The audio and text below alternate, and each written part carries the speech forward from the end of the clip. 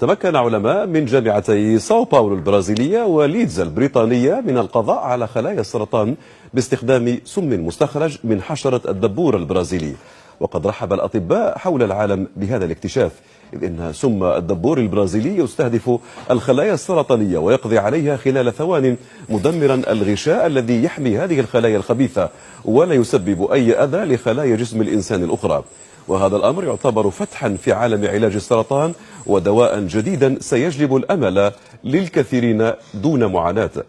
وقد تمت تجربة السم على خلايا سرطان المثانة وسرطان البروستات واللوكيميا، وسيحتاج سم الدبور البرازيلي إلى مزيد من الدراسات والبحث قبل أن يتم تحويله إلى دواء والبدء باستخدامه.